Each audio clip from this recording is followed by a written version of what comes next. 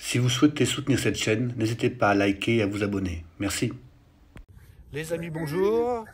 Je suis avec Thierry, lapin, et on est parti faire une petite virée à La Ferté-Alais, à l'aérodrome Jean Salis, et on va visiter le musée. Voilà, visiter le musée, voir des avions historiques. Voilà. Donc, c'est parti les amis. On vous emmène. On vous emmène avec nous. C'est cool. On va au musée volant Salis à La Ferté-Alais. C'est parti les copains. Donc ce sera un témoignage sur ce musée. Après je vous invite tous à venir le visiter puis à vous informer sur les différents types d'avions. On est parti les amis.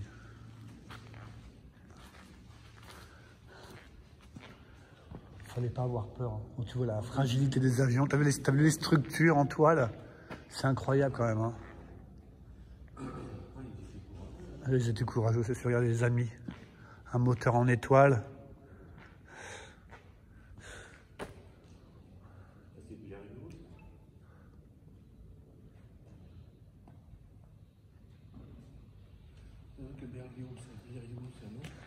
Ça, on va aller voir Blériot. Ouais. C'est Blériot.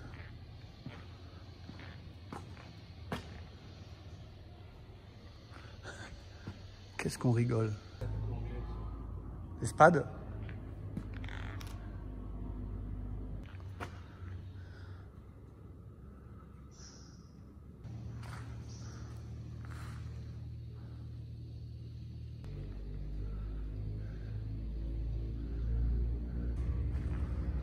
Regardez-moi cette... c'est impressionnant. C'est fragile en même temps, c'est très impressionnant parce que c'est vraiment le début, c'est Bristol.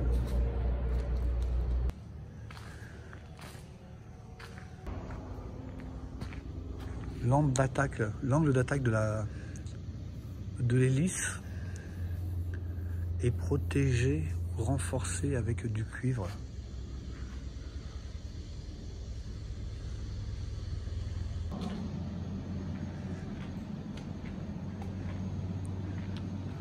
C'est vraiment extra.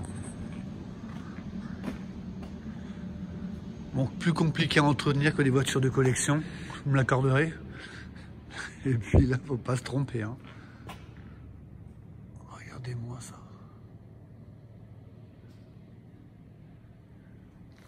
L'Albatros, c'est deux. Thierry, regarde celui-ci. On dirait un canoë.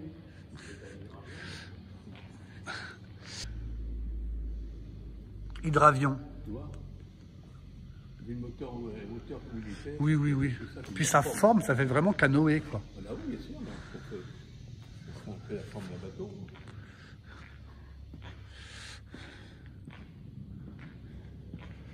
Blériot.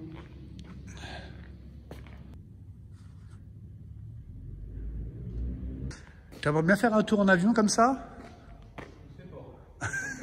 C'est la question que je me posais. Chez vous les amis, faites des commentaires, dites-nous, mais... Je sais pas si je me lancerai. Ça doit être un truc à vivre, mais... Et t'as vu, en fin de compte, la queue de l'avion, elle s'arrête, elle va pas jusqu'au bout.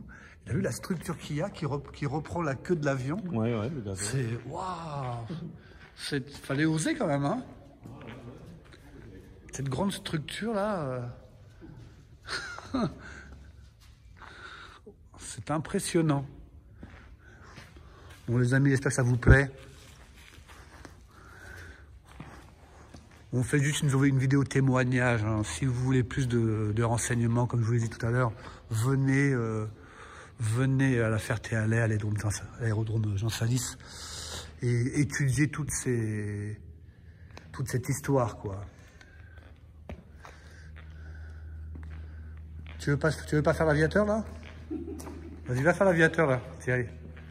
Mets-toi derrière, là. Je t'immortalise. Vas-y. Approche-toi encore un peu. On va faire plus. Hein. Impeccable, bravo. Le moteur est, comme le disait Thierry, alimentation par gravité. Hein. Le réservoir est tout est au point le plus haut. Donc, je vais peut-être un petit peu zoomer pour que vous voyez plus de détails. Sinon, venez voir ce musée parce que c'est assez impressionnant. Vous voyez, voilà, le moteur. Et on voit bien que y a un ballon, quoi. Il y a un réservoir. Voilà, les amis. Très impressionnant, cet hydravion.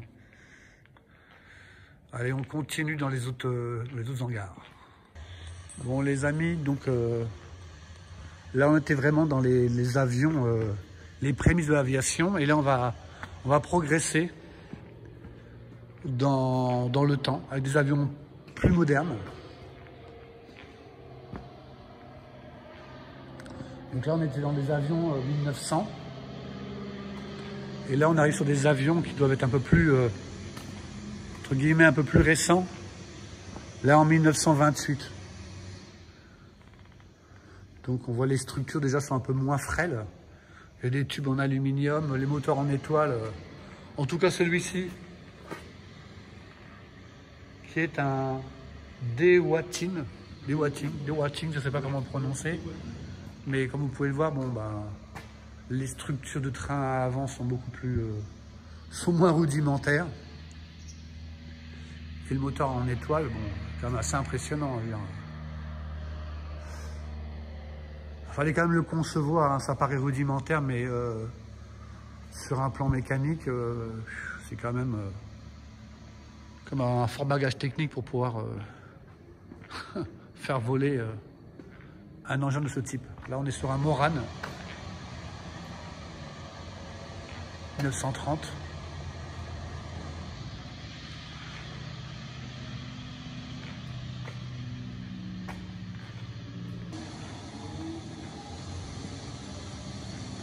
Morane Saulnier. Celui-ci est très connu, hein, Thierry, le bleu là. On le voit souvent hein, dans les films, j'ai l'impression. Morane Saulnier 502. Cette configuration n'est pas inconnue, quoi. Ah oui?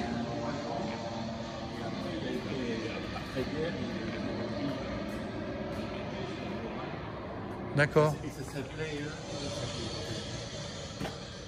Voilà, on voit la verrière, les amis, regardez.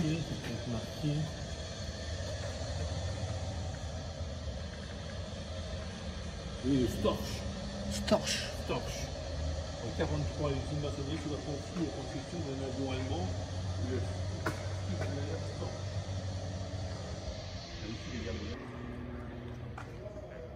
Les amis.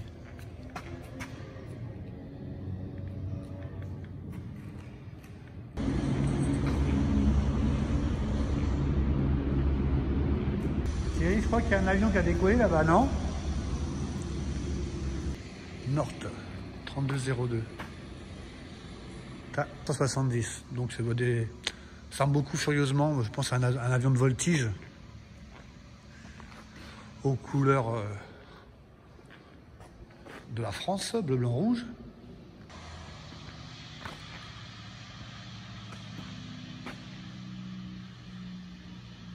Un Casa.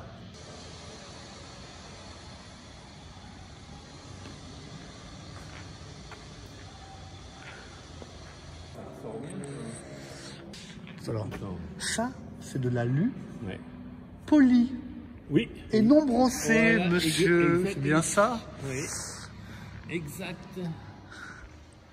Soyons précis, s'il vous plaît. Je suis avec Thierry, spécialiste aluminium. On arrive sur... je voulais vous faire voir un transport de troupes. Alors, il y a beaucoup d'avions allemands, là. Hein. C'est vraiment... la Dodge Qualitat. Si je puis dire. Par contre, je voulais vous faire voir il y a quand même un Américain. Mais le transport de troupes là-bas, c'est un avion qu'on croise souvent dans les films, quoi. C'est un quoi celui-ci, Thierry? C'est un Pilatus. Pilatus. D'accord. T'as vu l'avancée du moins. Alors, C'est pas le contre-écrou de l'hélice, mais Ah oui, c'est assez curieux, quoi. ça doit tourner, ça, avec le vent. Bah...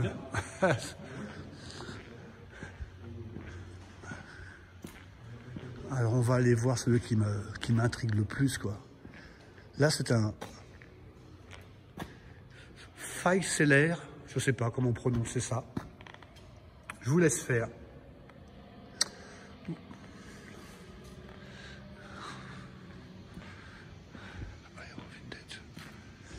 Voilà. Voilà les amis, ça je voulais vous faire voir. Parce qu'il est très impressionnant. Il est en pleine restauration, donc il y a des moteurs qui ont été démontés, comme vous pouvez le voir. Bon, une très grande envergure, on est sur du transport de troupes, et on voit, c'est de la tôle... Ah, c'est de la tôle ondulée, quand vous regardez, je vais zoomer un petit peu, vous voyez. Ça me fait penser au camion Citroën, les HY, il me semble-t-il, vous voyez. C'est vraiment... très impressionnant comme avion.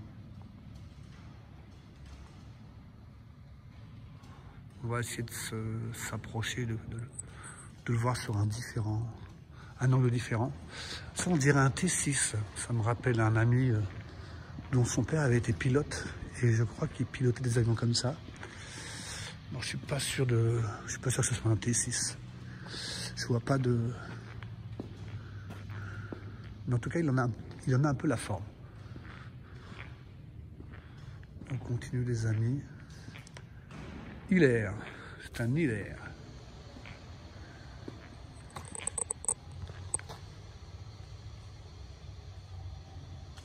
On continue. Un beach. Tout en alu poli. Impressionnant.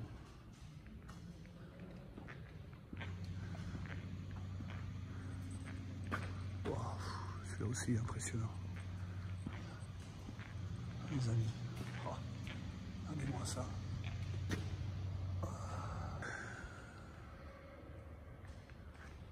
C'est impressionnant, hein? Les amis de Junker. Wow. Il faut vraiment être bien équipé pour faire la maintenance de ces avions. Vous imaginez? Entre les équipements, le savoir-faire, la connaissance,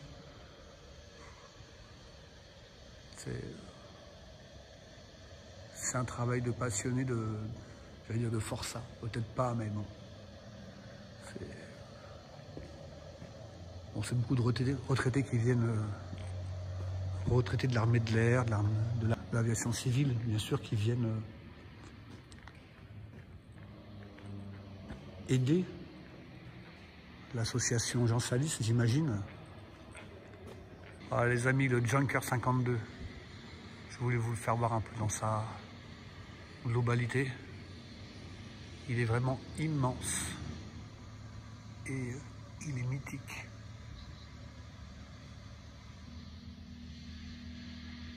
Alors là, vous êtes devant vous bon, je crois que je peux m'avancer un petit peu sans trop me tromper, c'est un Mustang. Donc, j'avais une fois entendu ce Mustang, il faisait des essais moteurs, justement ici à l'aérodrome il y a 15-20 ans, ça ne nous rajeunit pas. Il faisait des essais moteurs, donc il faisait varier le régime moteur en statique. Je peux vous dire qu'en termes de décibels, c'était énorme, quoi. De puissance. Donc comme vous pouvez le voir sur cet avion, les artistes se sont fait plaisir. Écoutez, il n'y a pas de mal à se faire du bien. Moi, j'aime bien les avions, ça me convient très bien. C'est incroyable, il est magnifique. Allez les amis. Il va y avoir dans quelques minutes une démonstration aérienne de pilotage, je crois. On nous a expliqué un peu ça. Donc je reviens sur le hangar, il y a beaucoup de choses à voir. Donc ici, vous avez un Corsair.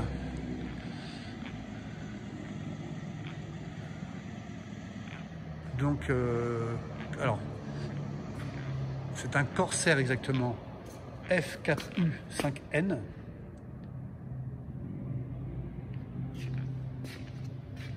Qui est, pour ceux qui qui ont vu les épisodes, la série Pépé Boyington, ben, on est sur ces avions-là, hein, c'est-à-dire des avions qui ont participé à la guerre du Pacifique, entre autres. Hein.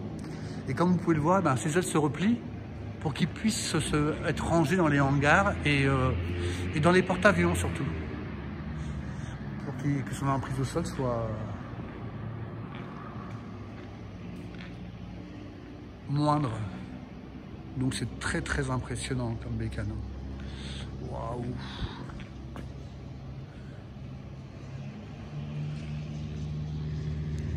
Le Mustang aussi, hein. Mais c'est vrai que Pépé Boyington a marqué les esprits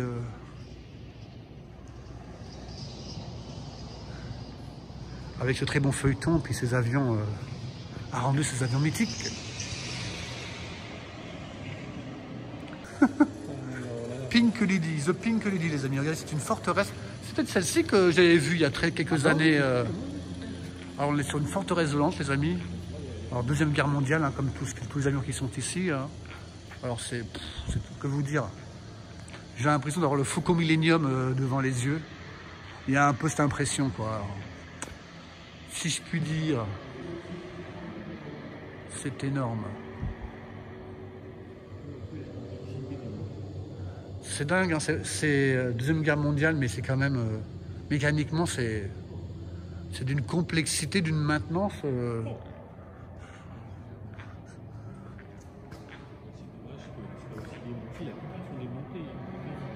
toute façon, après, tu as des... De toute façon, tu as des périodes cycliques d'entretien où tu dois, à un moment, tu dois passer par une révision totale. Et là, ben, tu es parti sur des trucs de folie, quoi. Hein. Alors, c'est un Boeing B-17. Bah oui, le B-17, c'est super connu. B-17G. B-17G, forteresse volante, les amis. B-17, bien sûr, c'est connu. Mais regardez. Oui, il est considéré comme monument historique. Ah bah oui, ça paraît... Donc, regarde, tu vois, il y a la carte du débarquement de Normandie. Regarde le mec qui était devant. Putain. Ah ouais, ouais. Mais il y en avait où il y avait carrément, regarde, tu vois, en dessous, une bulle, regardez au C'est fond. l'emplacement le pire. Parce que si l'avion ne peut pas sortir son train... Ouais, du mal. Et c'est le bombardier, c'est lui qui lâchait les bombes. Ouais, ouais, c'est Vous impressionnant. voyez au-dessus, et il savait à peu près où c'était. Et... Ouais, ouais, c'était à quelques mètres près, quoi. Oui, quelques Ouais, pas... que ça. Ouais, Quelques kilomètres près. Ouais, kilomètres, ouais, peut-être, très bien. Ouais. Enfin, au moins, oui, au moins 100 mètres près ou 200 mètres près, bah, je sais pas. Ça dépendait aussi du temps. Il y a longtemps que j'ai pas bombardé, donc je ne vais pas trop te dire, je me rappelle plus, mais tu vois. Qui habitaient à Nevers, ouais. quand ils sont venus bombarder la gare de triage, Oui. Ils ont bombardé l'église. Ouais, donc il y avait quand même. Pas à côté, c'était quand même beaucoup. Ouais, il y avait une certaine inertie, dirons-nous.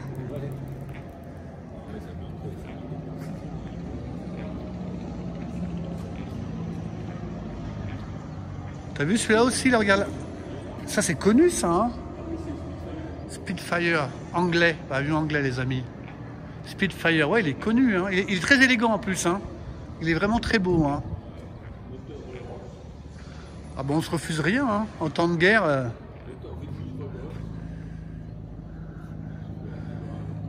Tu crois qu'il y a tout cuir dans le cockpit? Cuir quartier. Ah, les amis.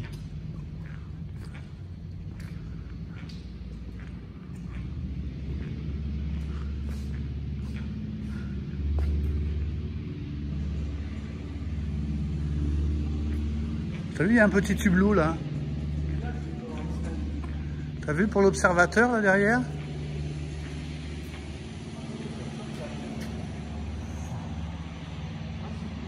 Ah si, ils ont mis... C'est une version que je connaissais pas.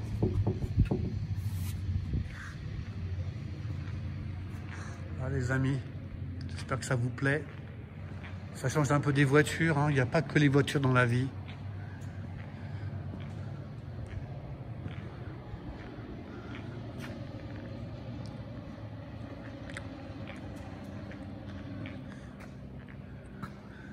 Vraiment magnifique. Spitfire. Tu dis quoi, Thierry?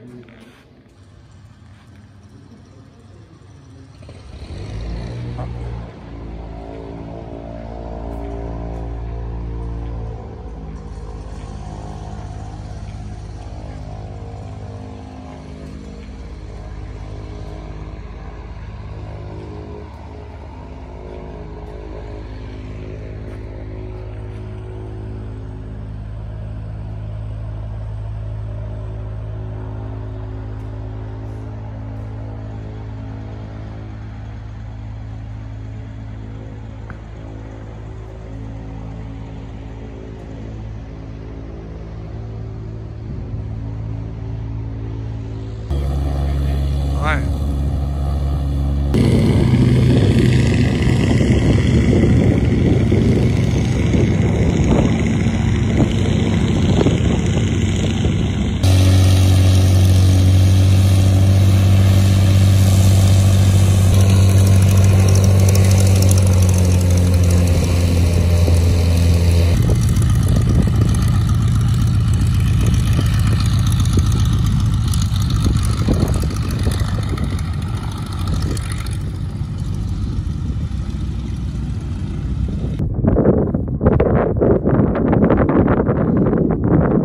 Vous êtes collectionneur? Oui, j'ai un avion de collection. C'est pas celui-là. Celui-là, je l'emprunte. D'accord. C'est une version qui permet de voler la tête à l'envers. Voler à plat, ça m'intéresse plus. D'accord. Il y a moins de monde en haut.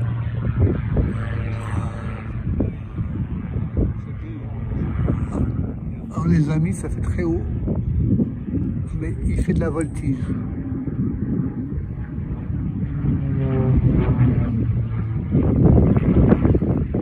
Donc ça c'est un T6, c'est ça? Oui, D'accord. Donc ces personnes que vous voyez, ces pilotes louent chez Jean Salis, à l'aérodrome de Jean Salis, louent des avions de collection. Donc ils peuvent louer des avions de collection. Ah ouais.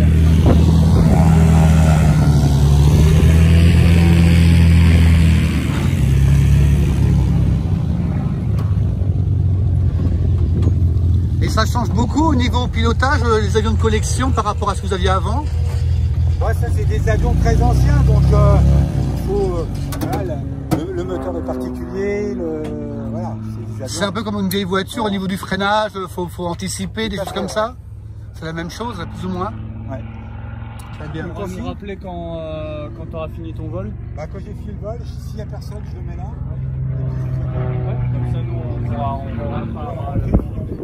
Ça va Ouais, super. On a ramené votre petit avion dans le hangar? Oui. Vous avez bien bossé, je crois. J'ai essayé. Ouais, les amis, regardez. Tout ce qui peut voler se trouve ici. Avion, hélicoptère.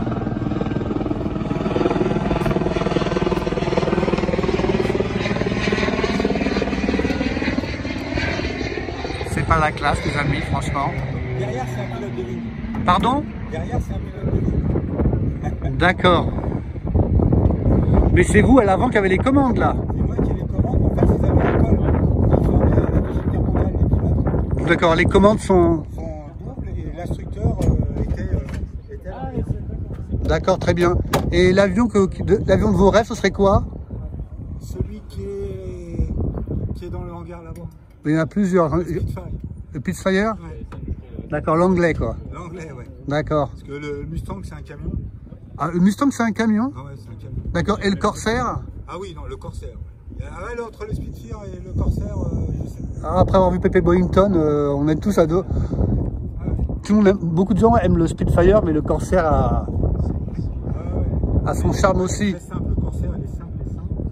Oui, Le Mustang, c'est un camion et le Spitfire, il est très agile. d'accord, donc c'est un bon compromis quoi. Ouais.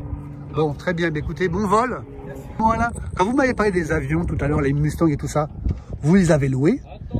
Alors, aujourd'hui, le Spitfire, il se loue pas, c'est un privé. Oui. Le Corsair aussi, il se loue pas. Et aujourd'hui, Ils sont en discussion avec l'aviation civile pour essayer que le Mustang il puisse faire des baptêmes et de l'école dessus. Ah, énorme. Et le Spitfire, non, hein, pas possible. Ah non, c'est des avions de collection et puis c'est tellement cher l'assurance.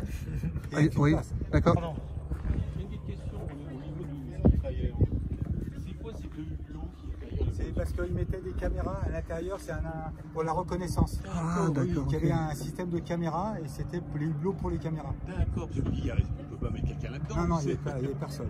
Le seul où il y a quelqu'un derrière, c'est dans le Skyraider.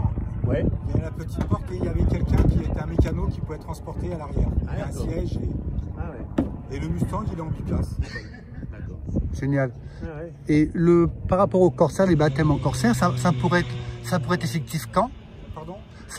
Les baptêmes en Corsair pourraient avoir non, lieu? non, jamais. Je parlais du Mustang.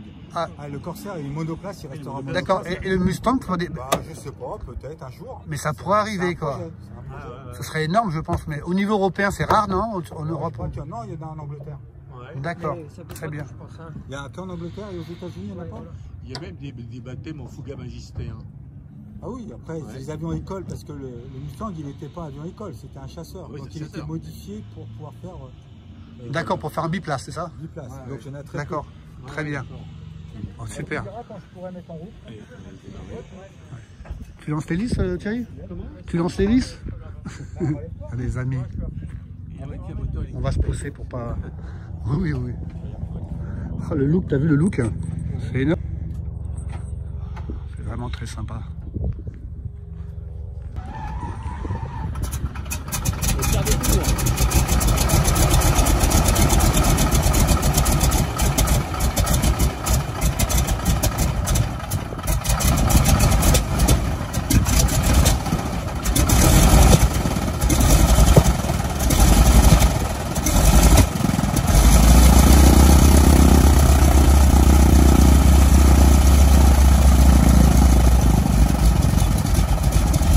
Ça chauffe le moteur.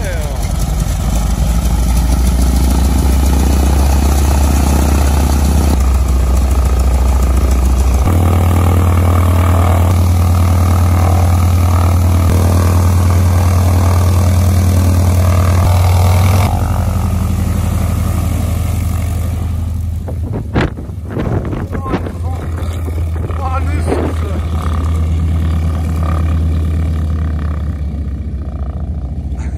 T'as senti le souffle? C'est impressionnant. Hein.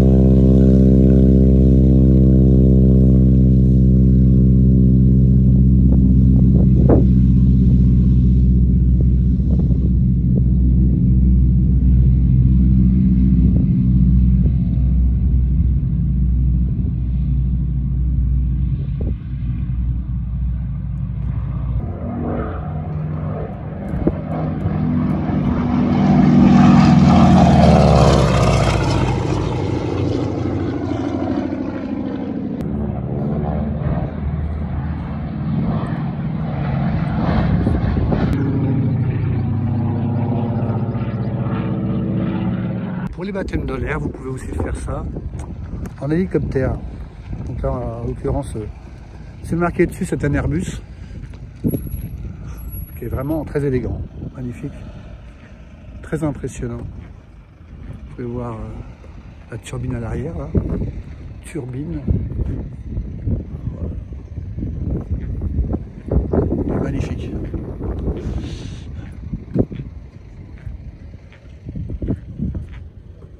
On va aller voir l'intérieur. 4 places.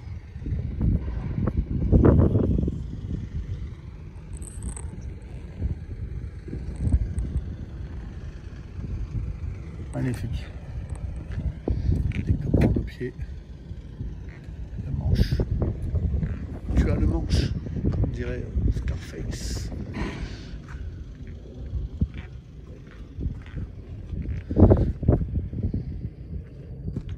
Il est vraiment très joli. Il est magnifique.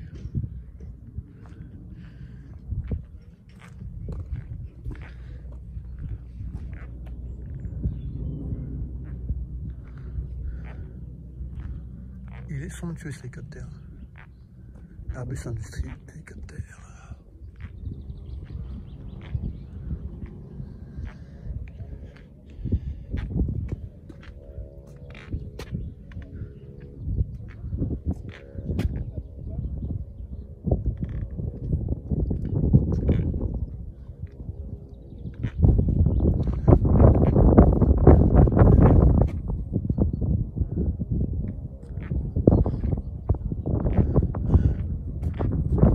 Magnifique.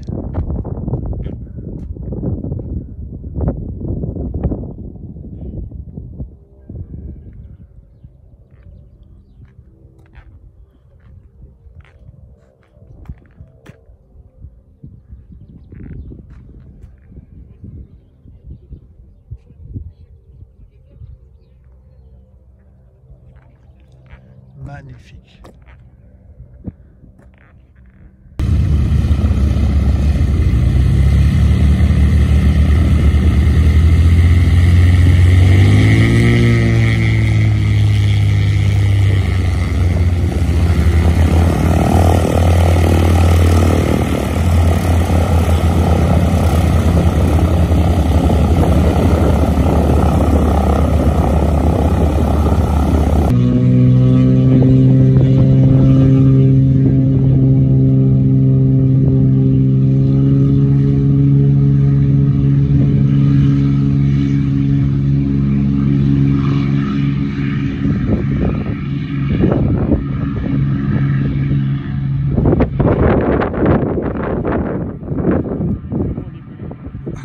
Vas-y, envole-toi, petit avion. Donc quand ils voient que c'est fini, ils applaudissent, ils sont soulagés. Oui, voilà, c'était un peu, tu vois. Toi, tu dis c'est folklorique, non, c'est pas folklorique. C'était un petit peu un atterrissage. Ma soeur, c'est sur la plaque de verre. C'est particulier, mais il a glissé. Donc je suis avec Pierre qui m'expliquait que vous voyez, il y a un cordon qui a été branché sur la masse du moteur, du moins de l'avion. C'est la mise à terre pour éviter les étincelles, c'est ça? Exactement, ouais. L'avion il peut se charger d'électricité statique avec la vitesse dans l'air et il ne faut pas qu'il y ait un arc au moment où on met sur le pistolet. D'accord. C'est le frottement de l'air contre le... Oui, c'est ça. Bon, le risque est minime, mais Au cas où. on prend jamais de risque. Quoi. Le téléphone portable, ça. Oui, par exemple, Oui, actuellement, ouais. D'accord. Mais on n'a pas mis en pression, là, il n'y a pas de... Ouais, donc c'est une mise à terre pendant le plein, quoi. Oui, c'est ça. En fait, là, ceux qui sont en même potentiel, avion et pompe, c'est déjà bon. Hein. D'accord. Donc c'est-à-dire que si la pince devait tomber maintenant, c'est plus grave. C'est pas un problème. Au cas où. Voilà. Au départ, on s'assure qu'il n'y aura pas d'étincelle. D'accord, très bien. J'ai cru comprendre avec votre collègue que vous étiez pilote de ligne, c'est ça? Oui. Et alors donc les week-ends pour se détendre, bah, pas les week-ends mais les jours fériés. Vous faites un peu de... C'est ça, donc on va continuer. Donc d'accord. Et la nuit aussi vous volez dans vos rêves, non? Oui, bien sûr. J'imagine. Jamais vous descendez de vos avions. Quoi. Ah, c'est super. Tant qu'on peut faire ça. Oui, bah, c'est une passion quoi. Oui. Vous faites les longs courriers? Non, maintenant je suis en passé sur moyen courrier. D'accord, donc vous rentrez plus souvent à la maison, c'est ça? Oui, c'est ça. Alors, ce D'accord. qui est plus dur, c'est qu'après, quand on n'est plus pilote professionnel, c'est de pouvoir continuer à voler. Avec ça, on peut justement voler. Oui, bien sûr. Parce que sinon, moi j'ai un beau-frère qui était pilote, il travaillait à la DGAC, il avait tous ses brevets, et quand il est parti en retraite, il faisait des cours de pilotage, à Saint-Cyr-l'École. Et puis après, il est rentré en Martinique, parce qu'il est martiniquais. Il a volé encore un petit peu comme ça, mais après il n'avait plus assez d'heures et puis c'était fini. Donc. Il ne pouvait plus, mais je suis sûr que ça a dû... Ça peut être frustrant quoi. Certainement. C'est pour ça qu'il faut en profiter. Donc, tout ça, ça existe. D'accord. parce que...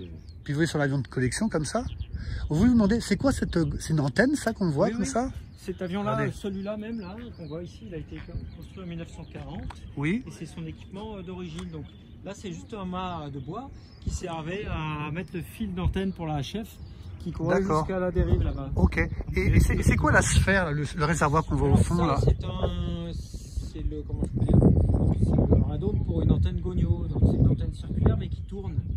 D'accord. La forme la plus aérodynamique. monte, c'est bien.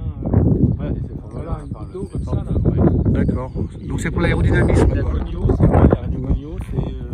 Oh, bah ça se fait plus trop, hein. C'est pour déceler d'où vient le signal radio. Ça, ça leur permet de naviguer comme ça. Mais oui, les voitures Gonio, quand ils voulaient repérer les résistants qui disaient les radios, ils triangulaient pour choper le D'accord. On voit la puissance du signal, là, il semble venir d'ici. Alors après, ça donne pas le sens, hein. Ça donne la direction.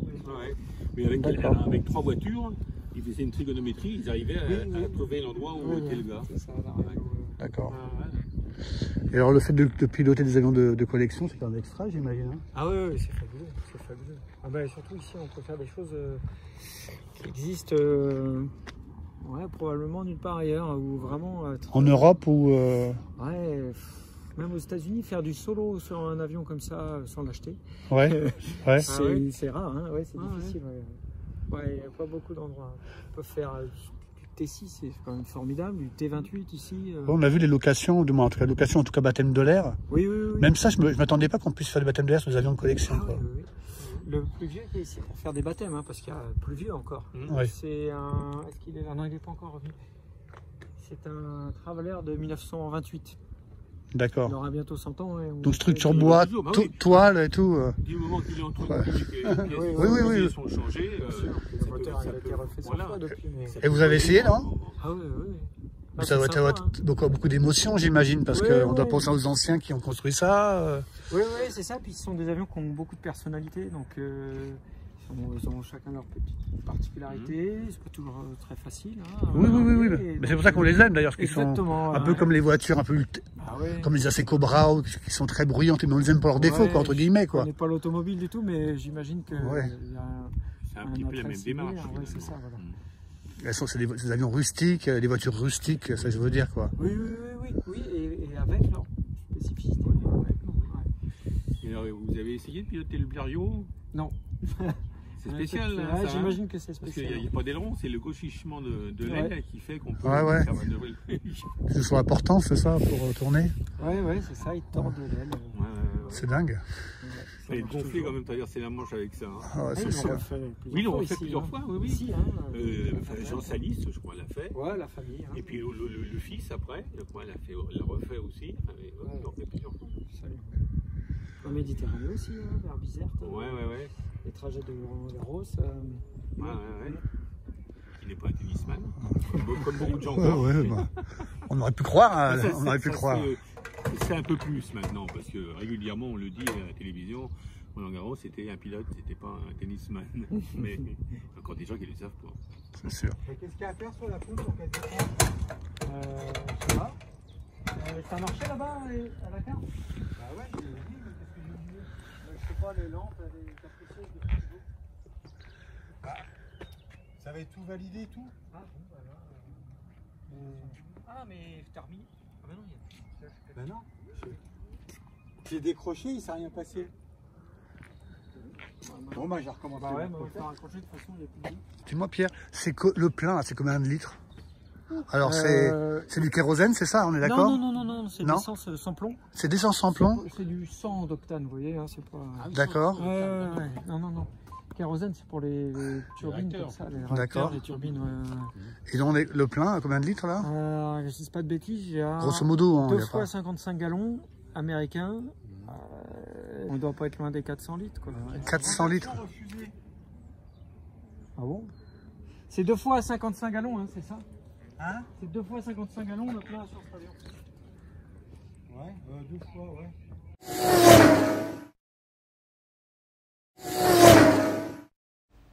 Si vous souhaitez soutenir cette chaîne, n'hésitez pas à liker et à vous abonner. Merci.